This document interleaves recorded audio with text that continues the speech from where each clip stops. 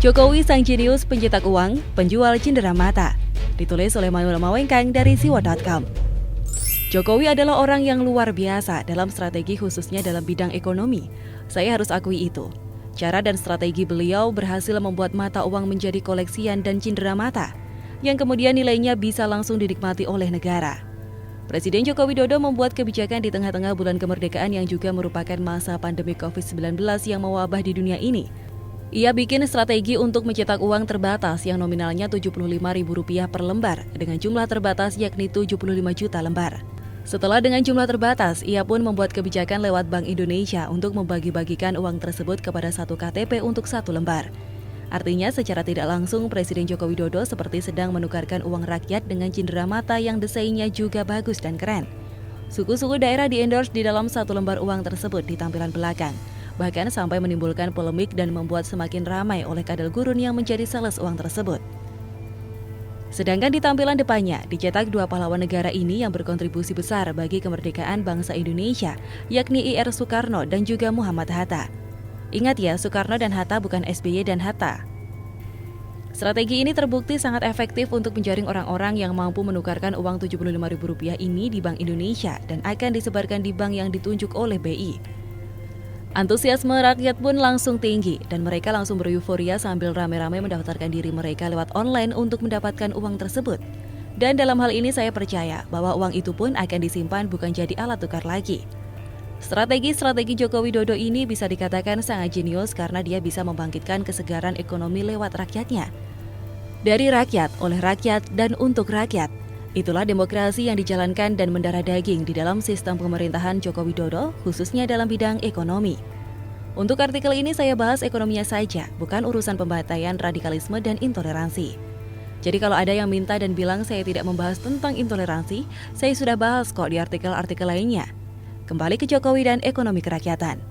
Uang Rp75.000 yang dicetak dengan jumlah 75 juta lembar itu saya yakin pemerintah akan mendapatkan dana segar. Dari perhitungan yang didapatkan oleh seorang penulis lainnya, saya menilai bahwa angka ini merupakan angka yang fantastis jika diambil semuanya. Rp56,25 triliun, angka yang besar bukan? Hitung-hitung saja kalau misalnya dikurangi dengan ongkos cetak dan distribusi, anggap saja sekitar 50 triliun.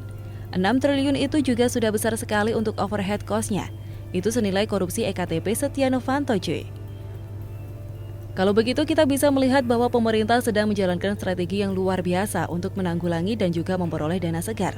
Dan saya yakin dari 75 juta lembar yang dicetak terbatas itu hanya segelintir orang saja yang melakukan penukaran uang dan transaksi lewat uang langka itu. Tapi tanpa perlu diiklankan untuk dikoleksi, saya yakin kok bahwa rakyat pasti akan mengoleksi uang tersebut. Dan kalau bicara tentang inflasi karena cetak duit seperti yang pernah dilakukan oleh pemimpin sebelumnya, saya yakin ini tidak akan terjadi di era Jokowi.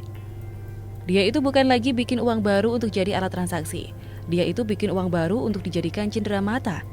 Jokowi sedang membuat koleksi uang baru dan memiliki nilai sejarahnya. Kebetulan Indonesia sedang merayakan 75 tahun kemerdekaan yang makan nominalnya cukuplah Rp75.000 saja, yang ada di tengah-tengah Rp50.000 dan Rp100.000. Ya nggak ada salahnya sih kalau mau jadi alat tukar juga. Tapi saya pun ketika dapat, tidak akan membagikan uang itu. Saya akan simpan sendiri, bahkan saya akan rawat itu baik-baik. Jadi nantinya kalau uang itu sudah mulai langka, saya akan jual dengan harga yang sangat tinggi. Tidak ada salahnya kan? 5 prinsip ekonomi. Kelangkaan itu semakin tinggi dan dibarengi dengan nilai yang semakin tinggi juga. Dan saya yakin tidak lama lagi, di Topet, Shopee, ataupun beberapa online shopping lainnya akan menjadi komoditas bagi para kolektor uang antik. Artinya nilai ini bukan sekedar Rp75.000, malah bisa lebih karena keunikannya dan keterbatasannya.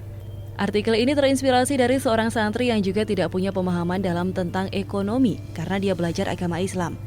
Dan harus saya akui juga bahwa saya bukan orang yang belajar ekonomi, namun saya paham prinsip ekonomi dan prinsip kewirausahaan yang teman saya utarakan di dalam tulisan singkatnya yang bermakna.